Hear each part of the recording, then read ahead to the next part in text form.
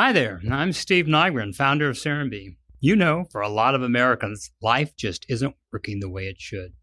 We're more stressed, anxious, and disconnected than ever. Many people feel left behind by the economy, let down by institutions they once trusted, and overwhelmed by the scale of environmental challenges. Much of this comes down to something simple: where and how we live. When we reinvest in our communities and rethink the way we build and connect with one another, we open the door to healthier, more meaningful lives, not just for ourselves, but for the future generations. That's what my book, Start in Your Own Backyard, Transforming Where You Live with Radical Common Sense, is about. It offers a practical, hopeful roadmap for creating places where people of all ages can thrive, where everyday life is infused with beauty, purpose, and connection. The book is here to spark ideas, offer guidance, and remind you that big change really can start small. Start in Your Own Backyard is available now wherever you buy books.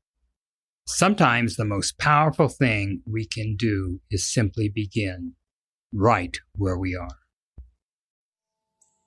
In Serenbe, we like to joke that we're raising free-range kids, children who spend their days outside, barefoot, surrounded by friends just a stone's throw away. Simply put, this is a special place to grow up, close to nature and a big supportive community. When The Anxious Generation by Jonathan Haidt was released in 2024, it sparked a national conversation about screen time and social media use among kids, and Serenbe was no exception. In his book, Haidt draws on the growing body of research linking early access to smartphones and social media with rising rates of anxiety, depression, and loneliness in children and teens. So, over the past year, a group of Serenbe parents decided to take action.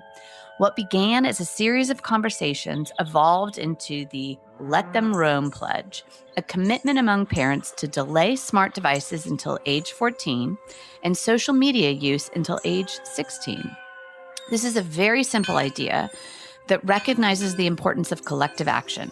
The more families who participate, the easier it becomes for kids to grow up with less pressure from screens. As part of that effort, parents at Serenbe's Terrace School also invited digital parenting expert Sarah Trombley to come and speak. Sarah left Snapchat as an executive in 2023 and then founded Digital Mom Media to help families navigate the ever-evolving digital world alongside their children. In today's episode of Serenbe Stories, Garnie Nygren and I sit down with Sarah, along with Serenbe parent Christen Hadfield.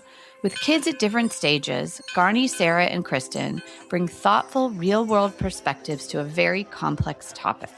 We talk about how the Let Them Roam Pledge came together, the challenges of parenting in a digital age, the importance of giving yourself grace, and why creating community matters, as well as how a place like Serenbe can make all the difference.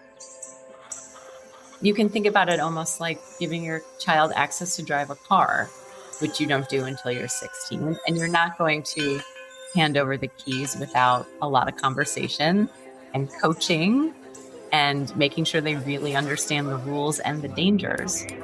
You can think about access to things like social media in a similar way.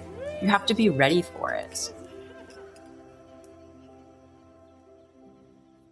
Welcome to Serenbe Stories. How's everybody doing today? Great. Good. So good.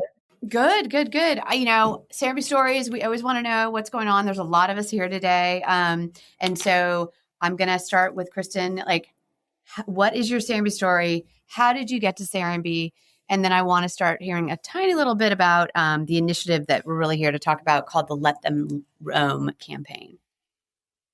So my husband, Tom, and I did the classic pandemic shuffle. We were living in Austin, Texas with our then 4 and 6-year-olds when the pandemic hit.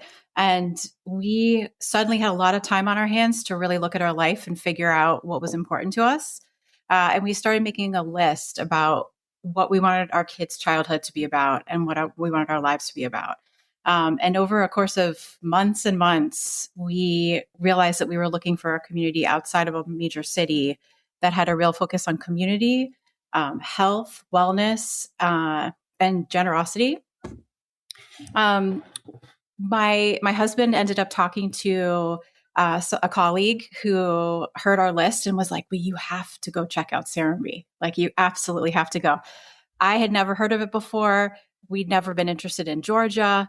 We got on an airplane. We came here. And within about 3 hours, we were knocking on the real estate office.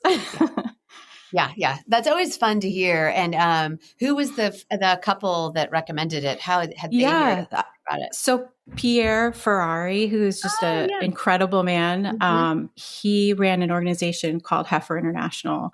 And my husband's on the volunteer board of Heifer. And so when they started talking, Pierre was like, "My wife Kim and I live in Serenbe, and we have never felt so connected and so happy." And so they were very generous and let us come stay in their carriage house. And it was very powerful. How many years ago was that?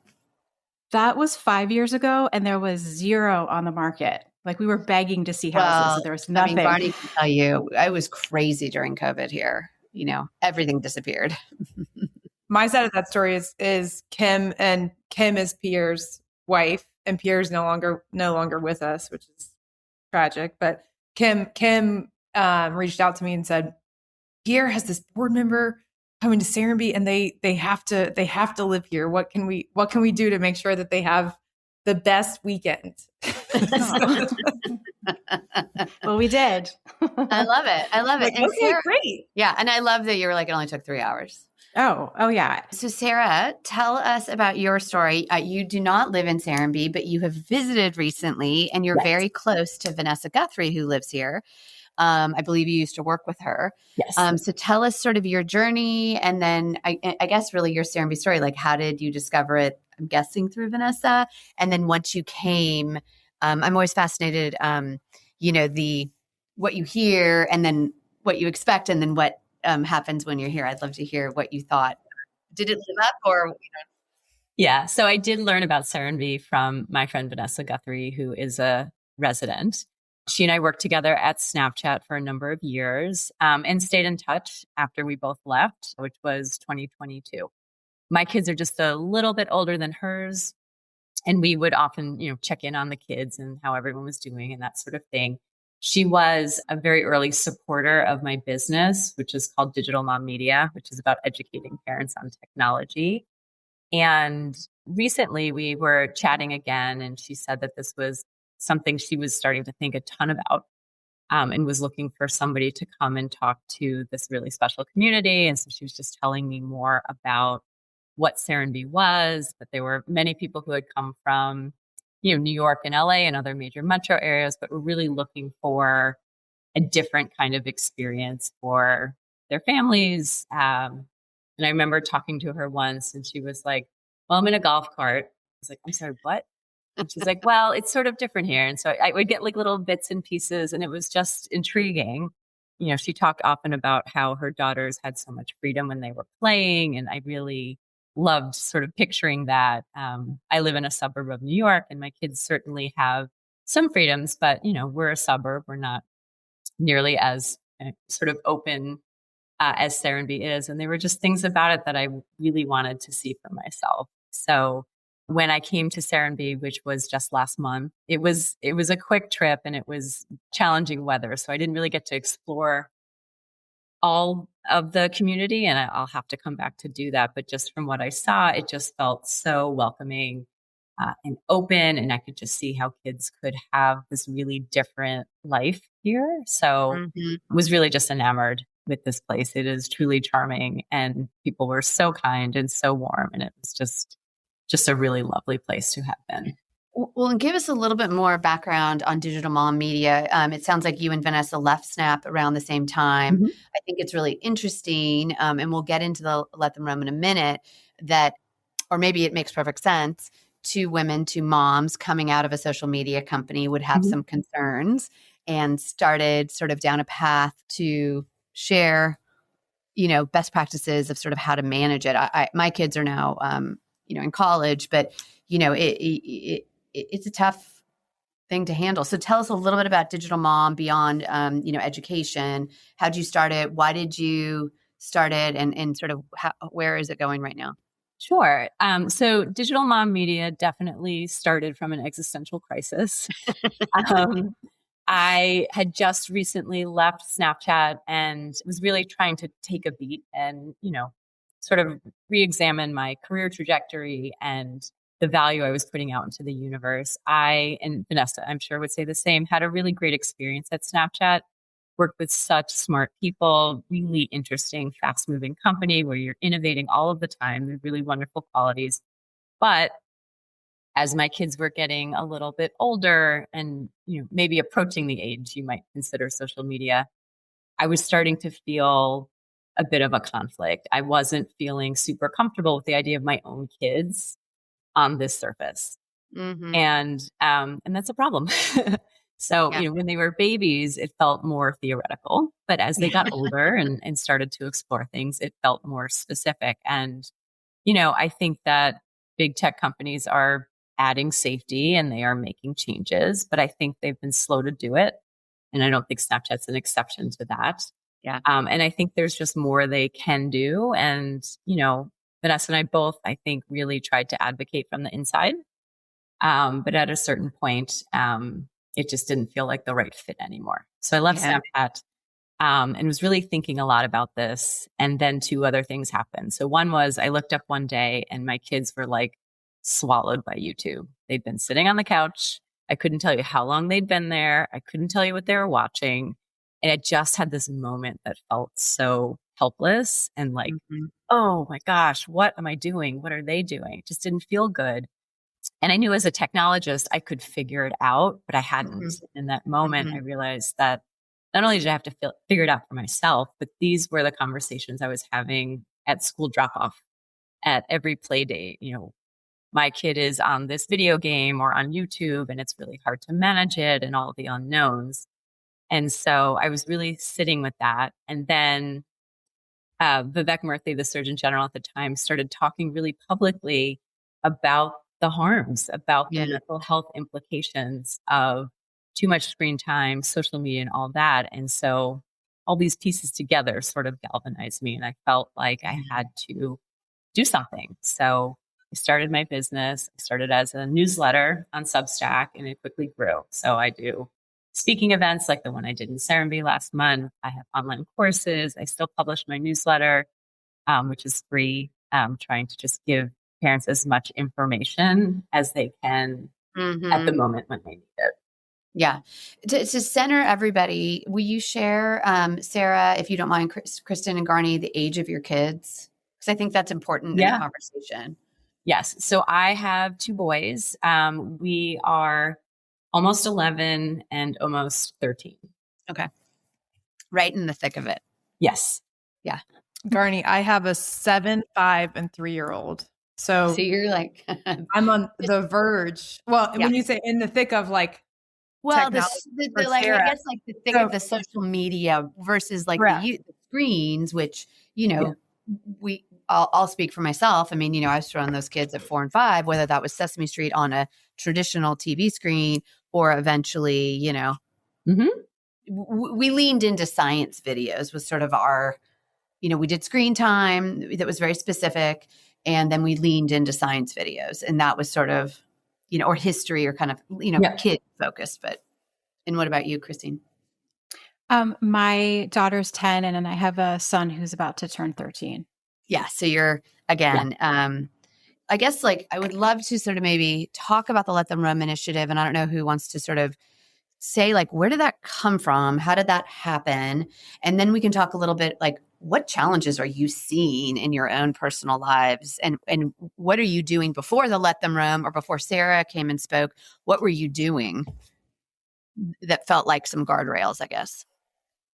I'm happy to start. So Great. I feel like this actually kind of popped up in an organic way for the community, which was really beautiful. Like I happened to have a conversation with Garnie's brother-in-law, Micah, and he and I were talking about cell phones. And he's like, you have to read The Anxious Generation. Like if you do no other thing for your kids, you have to do it. So I actually made my family, we all listened to it on a road trip this summer. And by the time we were done with the road trip, Tom and I were just aghast. We were upset. We were concerned. We were worried. And we were also feeling like we wanted to talk to other parents who felt similarly, like Micah and others, about how we could protect our kids.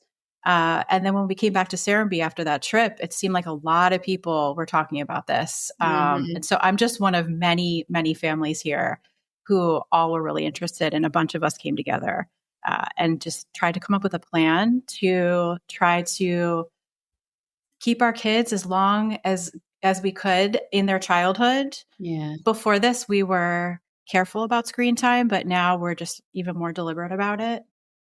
Yeah, and I think for Vanessa, who Monica you brought up, that brought us to Sarah, or Sarah, I should say, brought Sarah to us. Vanessa and Christen and I were having a conversation post Vanessa and I going on a walk and saying, because Vanessa and I have kids basically the exact same age.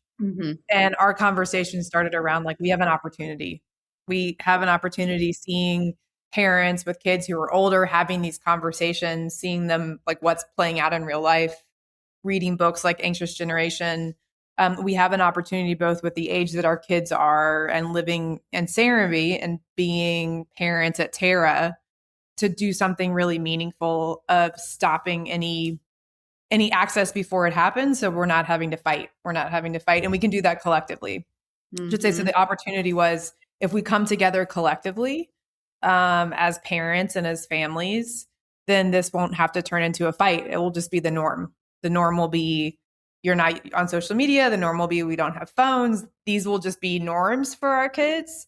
And so it won't be a parent versus child. It'll just be, this is what we're all doing. And so then it was, okay, if we have this opportunity, what does that look like? Like, what is that? What do we do with that? And then we started seeing some, 7-year-olds show up with Apple Watches, not because parents thought that they were doing anything wrong. They just don't know, which is a lot of Sarah's work talks about. There's so much as a parent, you walk into all of these spaces with the best intent, and there's just not enough information out there. And so that was a wake up call for us of like, oh, this conversation that started a year ago on a walk, it's time to do something with it now. Because if we don't, the Apple Watches will rapidly turn into a TikTok account, but I mean, like it doesn't, I know. Without conversation, right? Without conversation. And I think a big part of what's been beautiful about the Let Them Roam initiative is we've been talking a lot about, we have to figure out how to approach this without judgment. This isn't about like parents judging however we got like to a space that we got to. It's about like, how can we help each other? Yeah. And how can we create a lot of grace that this is a tricky space. And so this isn't about like somebody did something wrong. This is just like there's a lot of non-information out there. And so how do we create space for the conversation out of like grace and no judgment or no shame, but also like we really want our kids to be safe. And so this is something that we need to take seriously and be really intentional about, that there's not the room for error is like our kids' mental health. And so that just doesn't feel like something that we can take lightly. No. Something that this town allows for in such a beautiful way is if my kid wants to find another kid to play with, they don't have to pick up a phone. They can literally go knock on 10 doors that are within half a mile of us, or hop on their bike and go a mile away in a safe way. And so I feel like because we live here, it makes it less important to have a cell phone until a certain age when maybe my children will be ready for it, and they're not there yet. Yeah, I was touring a group yesterday, and all different ages, and a couple of them have kids a little bit in my age. So, we grew up in the 70s, and that's what you just did. There were no cell phones. Your parents did not want you in the house; they kicked you out, and you just, and it just sounds like a different time, if in a way. So it's like, yes, Serenbe is different, and it is sort of contained and has tons of nature space. But I grew up in like a traditional suburb in Los Angeles, and we were, we kind of had a block or so that we were sort of on, but we were out all day. So it is possible. And, Sarah, I'd love you to jump in on, to do it in other cities or other places. I think Serenbe is special. And we always joke that we have uncaged elders and free range children. And so I love whoever came up with the Let Them Roam concept is such a wonderful, positive, way, instead of like a no, or judgment or guidelines or screen time, which we all talk about. It sounds sort of punitive. It feels expansive of let them roam. Tell me what the pledge is. What are parents pledging to? How did the meeting with Sarah go? And like, do you have any statistics of like how many people have signed up? Or, I'm sure you're hearing feedback. What's in the pledge? So the pledge is, and the pledge will live on the Let Them Roam website when it is live. So anybody will be able to like go to letthemroam.org and see the pledge. We're birthing this so that like people, it can be out there for anybody to pick up and take to your local community, parent group, or schools. On a very like high level, it talks about guidelines of, and it's like a 2 or 3 page pledge, but guidelines around access to smart devices being intensely limited or nothing until 14. Then under that, with a lot of help from Sarah and other guides, it talks about the devices that you can, right? Things like gizmo watches and phones that are safe. So it's like, if let's not do iPhones or iWatches or other, smartphones, but here are the things that are safe. And then no social media until 16. So the big components are around smart devices, social media, 14 and 16, and then stepping into, recommendations on things that you can do. And the pledge is all of us signing that we all agree that we will not give our kids access to those things until those ages. Christen, did I leave anything out? No, I think that, part of the idea of having as many people who are interested sign this as possible is that then when my children go over for play dates at other people's homes, and I know that family also has like a similar intent, then there's going to be that understanding. And I don't have to worry about what happens at a sleepover, what they're watching, what they're exposed to. Yep. And we've kind of intentionally, when we started this, we were like, the conversation around screen time and games, right, are going to come into, and we were like, we feel like when you look at the mental health component within kids, it really starts with how do we tackle smart devices and social media first, and not let this try to be like everything at once. Otherwise, we'll never get anywhere, right? We don't want to enter we want this to be a place where conversations around amount of TV your kids are watching, or video games that they're playing, because Sarah will tell you that Roblox is like very dangerous. And that was enlightening to some of us who are now like, delete Roblox, get our kids off Roblox. But like, we're not going to talk about Fortnite. We're not going to talk about the amount of hours your kids are watching like TV on the weekends. We're just going to start with smart devices and social media, and then let it grow from there. Right. But we don't want to like get into monitoring everybody's like amount of hours at home. You're biting off. Yeah, that makes sense. Like we're biting off the most dangerous piece of the apple first, and then giving way into other space. It opens up the conversation. So Sarah, talk about, why it's so important to set boundaries around phone use for young people. Yeah, I think there's a lot of different ways to come at this question, but I think probably the most important part of it is that with sustained screen usage, there's a couple of things. One is the more time you're spending in the online world means the less time you're spending in the real world, which has all sorts of implications, many of them social, but also cognitive and academics, mental health, and even physical as well. And so you really want to be mindful of the choices that you make. The analog, of course, and you mentioned this, is the conversation when we were younger about too much TV time. And now we just have many more surfaces, but they've also become personalized. So they're also more isolating. And so a lot of this also has to do with how are we being intentional about everything that we do, or everything that we allow our children to do, or everything that we encourage our children to do. And a lot of what I say to parents, and I will take myself as the example too, we don't practice technology abstinence in our house. My kids play video games. My kids are still on YouTube, albeit much more limited than the moment of my crisis. and they have access to some technology, but there's a lot of conversation about the intentionality around it. So this is entertainment time and you have some choice on what you do, but it's not carte blanche and there are rules.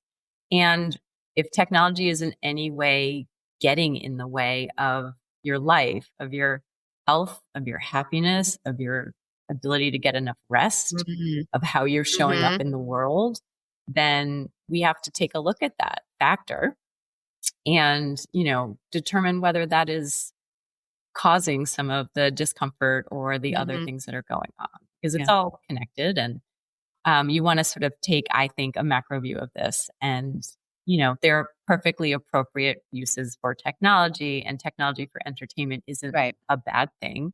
But when it gets to be too much, or it happens in ways where you're putting your children in adult situations, which is a lot of what happens with smartphones and social media. You said something, Sarah, when you came to speak to us that I keep thinking about, and it's that these devices, these platforms, these companies, they've developed an adult product for adults, and they're getting handed to kids, and they're not ready for them. And so that was part of when the pledge was put together, was the idea that, social media is probably inevitable for most people on this planet at some point. And so at 16, then that might be a healthier time to introduce platforms of social media while your child is still under the roof and the protection of their parents and can learn how to use them properly. So thank you for talking to us about that. That was really impactful. Absolutely. And I think, you can think about it almost like giving your child access to drive a car, which you don't do until you're 16. And you're not going to hand over the keys without a lot of conversation and coaching and making sure they really understand the rules and the dangers. You can think about access to things like social media in a similar way. You have to be ready for it. And it is absolutely an adult surface. Social media wasn't designed for kids. Smartphones weren't either. And do they make things exciting and more convenient and other things? Yes, they do. But that doesn't necessarily mean that a younger person is ready for it. Garnie, you mentioned some watches or dumb phones. Can you maybe as a group share, what are some other practical tools and strategies that you guys are using, or maybe Sarah, you recommend to clients of how parents can approach screen time and media intentionally? Sure. I can start, and I'm actually very curious, Christen and Garnie, some things that you may be thinking about or doing. So a couple of things I talked to the group about. One is there's this device called the Bot, which doesn't have a screen, but it's a way for parents to talk to kids. It's almost like a walkie-talkie. Apps on your phone, and then the device is with the child.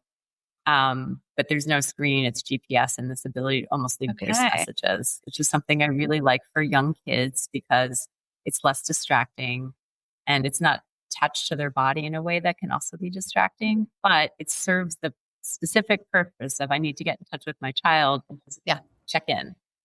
So that's one. I'm really in favor of what I call the parent managed phones. So it's companies like Pinwheel, Bark, and Gab, where it's an Android phone, but it has really good parental controls that work. And what's in there is the ability to help your child. You can coach them on messages when they're sending text messages. That's a complicated social foray that people don't know how to do the second. You're not born learning how to text. You really actually need to be taught it. It allows you to do that. And then it gives you content alerts if there's something going on that may be inappropriate. So it's a really nice way to step into access as opposed to giving an entire smartphone and then really fighting to try to lock it back down. And then another product I love to recommend is this device called the Brick, which it's like this 3D piece of plastic, and you can use it to lock into it, right? It looks like a Tupperware almost. So we have one at home. My husband. Oh, good. Yeah, it's my favorite. I use it for myself. But I also use it to manage my children's iPads. So I can turn the iPad into a really boring place where they can read books from the Livy app and play with a calculator, or it can have access to YouTube, but I can control it.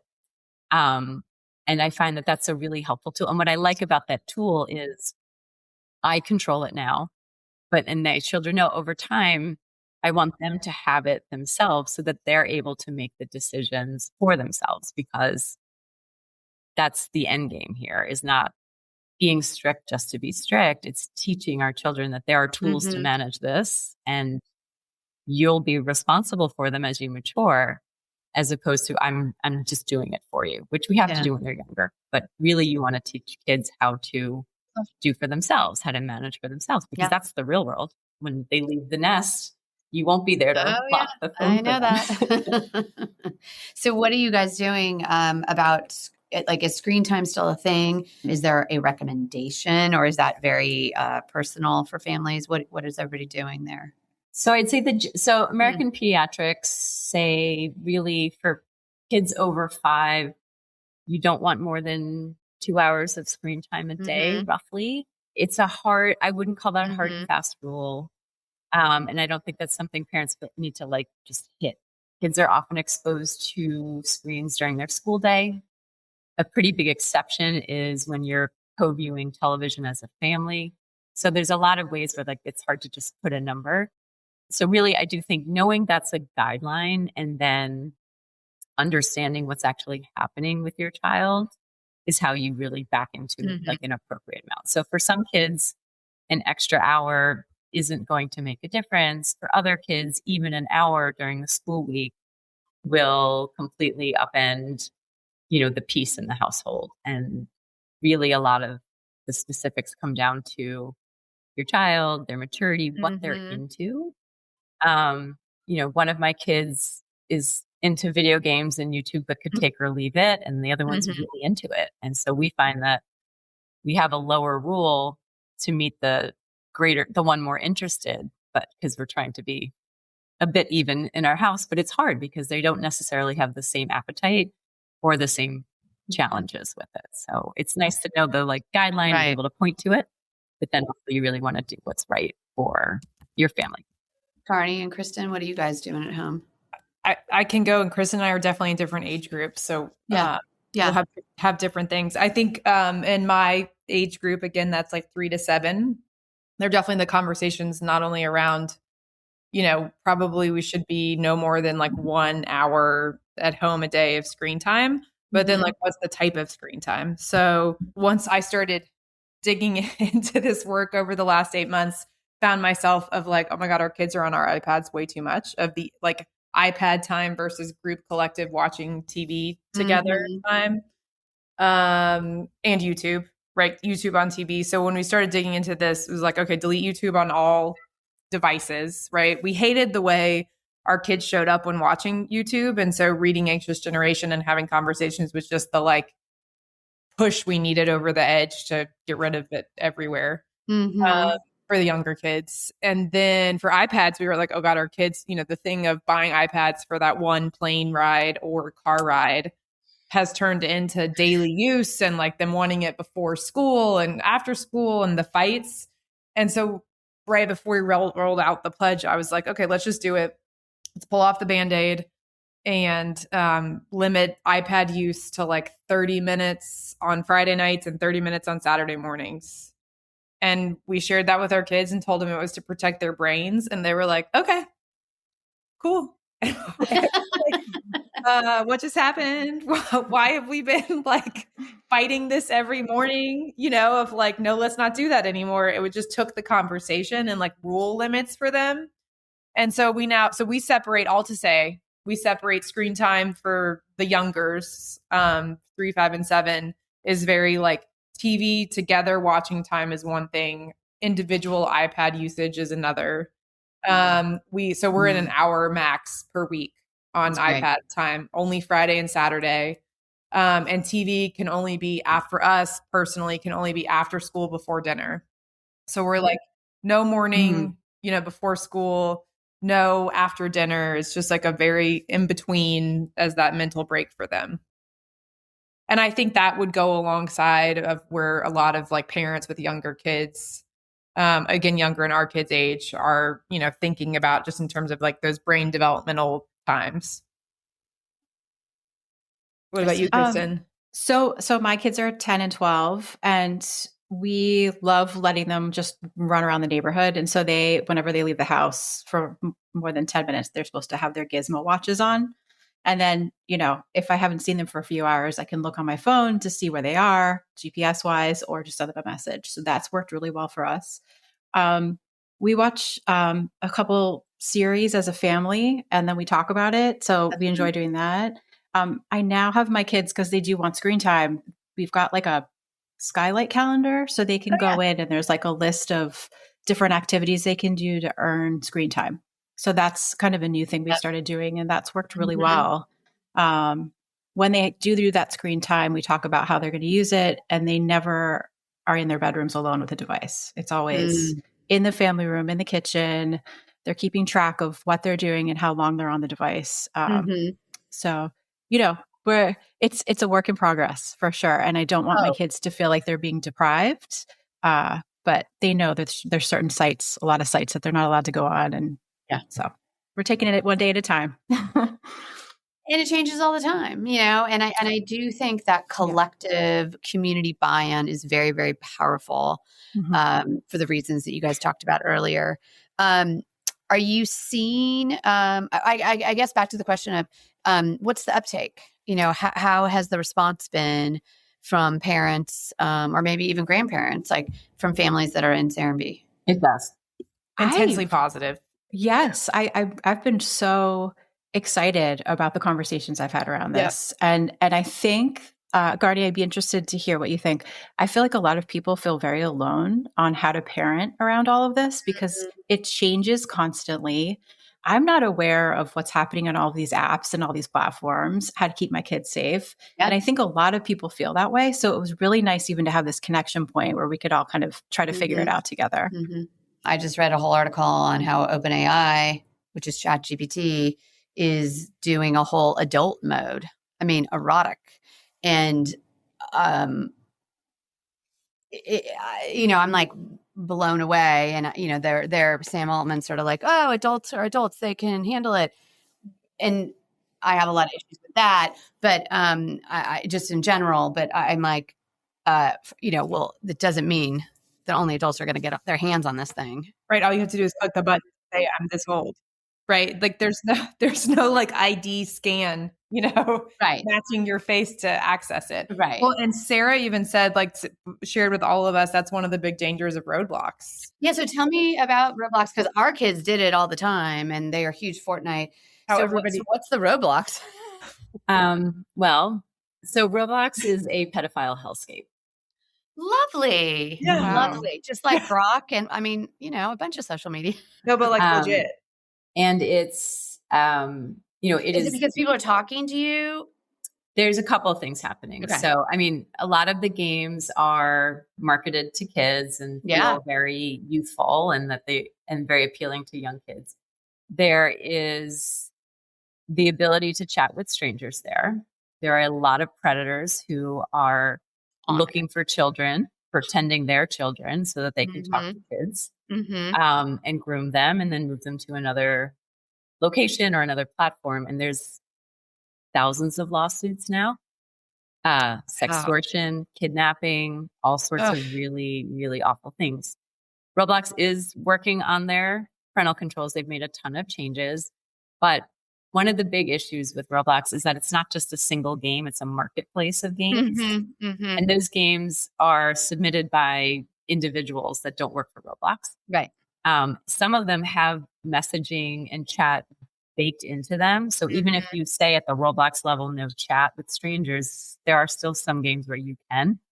So there's this false sense of security there. The other piece of it is that a lot of inappropriate content slips through the cracks. Because it's not a Roblox employee building the game. The person building the game doesn't really have a loyalty to Roblox. They do want their game played by a lot of people. And it's happened. There's a lot of cases of it where a designer of a game will slip in these Easter eggs, which will be like secret things, but then they're still trying to apply to get that game taken as like a general like they wanted everyone to be able to access it. Sure. So there was this report about a game that was about kids, sort of like running around inside an elementary school. And then in certain rooms, the blackboard had porn on it. Or there were characters having sex in the bathroom. Oh, God help us all. Seriously. So there's a lot. And so to manage it as a parent, you have to deeply research each and every game and double check the parental controls for each. It's very untenable. Because it looks so youthful and some of the games are fine, it feels okay. Yeah. My husband worked in gaming, so we had a lot of conversations with the kids. And interestingly enough, their schools did programs on social media, and, you never reveal your address, you never reveal your age, you never talk to a stranger. They were really good. And I felt like that was really helpful as a parent, that it was being reinforced by another authority figure, which in a sense, I think what Let Them Roam is doing, it just starts the conversation. And I love how both of your kids, or all of your kids, are in Garnie, especially that example of like, we just told them it's bad for your brains. And they were like, okay. Sometimes we're so scared to have that, conversation or rip the Band-Aid off, but it's like, no. They get it, or they maybe want the boundaries. Kids want structure. So, and it's our job as parents to give it to them. Like, right? We just can't let them make the decisions. They're children. Easier said than done sometimes. But I think you're right. And I think, my kids will roll their eyes about what I do for a living. But they also understand it. So they accepted the boundaries that are current and know that they're not getting social media for a long time, and it is what it is. One of the best things that, like Sarah said, and when she came down and spoke to us to kick off the Let Them Roam initiative, was like, just because you've said yes doesn't mean you can't say no. And because I do think, like, as parents, we get trapped in that, right, of like, especially just around how we're all addicted to screens. So of course our little humans are addicted to screens, but don't have the tools yet to be like, this is too much, I need to put it down. So they just stay. Like, just because you have said, like, yes, you can do this, doesn't mean you can't go back and say, you know what, have learned stuff, have had conversations, and I was wrong. Like, as your parent, I was wrong. We need to talk about why we're pulling this back, and we're going to change. We're going to change your access and ability and have the conversation. Because I do think, right, as parents, we're like, oh, well, we've already done it, I can't take it away. Right. No, I already gave it. I feel bad taking it away. Like, okay, just take it, Yeah. I mean, it's our kids' mental health. We change behavior all the time. We start eating sugar or caffeine, or we start exercising more. Like, we can change. Right. Oh, yeah. And I would argue too, as parents, we have a responsibility to keep updating our parenting as we learn new information. I'm not saying it's always easy to walk things back. Never easy. But when you learn something new about a dangerous thing that your kid is doing, you have to react. You have to take that into consideration, even if it's a hard conversation. Totally. Well, it's powerful to have those conversations with your kids and explain to them your thinking and why you've come from A to Z, including that, So as we wrap up the conversation, is there anything that you guys want to share that we haven't touched on? I would say I hope the conversation that we just had is inspiring to the folks that are listening. I also hope it doesn't feel overwhelming. Digital parenting particularly is a lot. But looking for the information, seeking out the information is a huge part of this. We're all still learning. And I did want to offer something to readers. A lot of what I do in my talks is I offer resource guides for parents. Great. So if for anyone listening, if you go to digitalmom.me/podcast and send me, or you can put your email address in there and I will send you a full resource guide for free. Great. It's a good set. I'll mention the products that we talked about on this call and a couple of other learning resources that parents can use to, keep learning. Perfect. We'll put that in the show notes for everybody. Oh, great. Garnie, you were going to say something?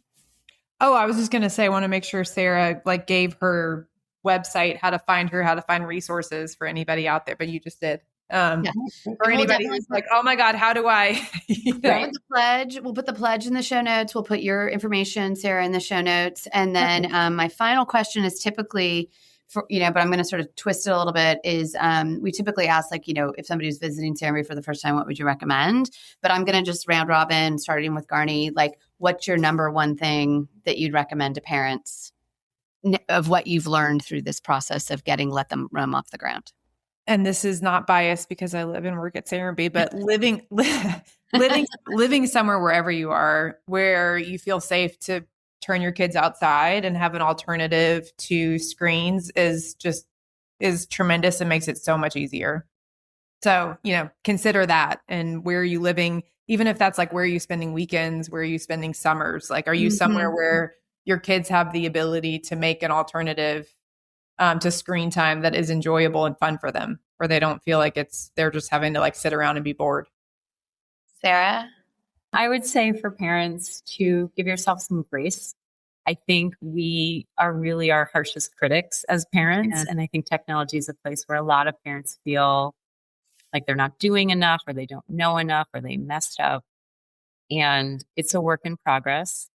And there's always an opportunity to change it, to do something different, to reset, because it's a long journey with our kids and they're worth it. But it's okay if you roll something out and it didn't go according to plan, and you can try again and keep working on it. Yeah. Christen? I'd say it's been really powerful for me talking to my friends and the parents of my kids' friends about this issue and understanding where they're coming from and what they've learned. Mm-hmm. Yeah, I think it's really powerful to have people who are understanding and willing to sort of jump into this with you. To have that sort of village is really, really helpful. So thank you guys so much for spending the time with us, and super excited to hear how Digital Mom continues on, and how Let Them Roam campaign continues now that you guys have kicked it off, and see how that continues to snowball. So thank you so much. Thank you so much. Thank you so much. This was great. Bye, everybody.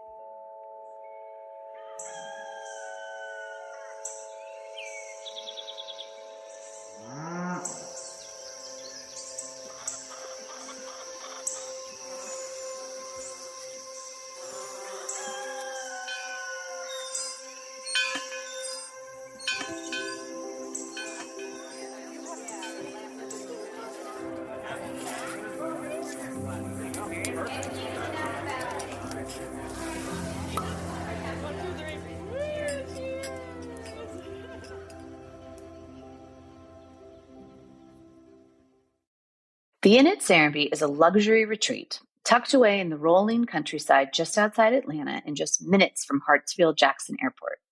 With over 1,000 acres to explore, you'll find preserved forests, a wildflower meadow, and over 15 miles of scenic hiking trails. Whether you're exploring the animal village, lounging by the pool, or enjoying a fresh farm-to-table meal, there's no shortage of ways to unwind at the Inn at Serenbe. Use code Serenbe Stories when you book online or over the phone, and receive 10% off your next stay. The Inn at Serenbe offers endless ways to connect with nature and create unforgettable memories, so book today.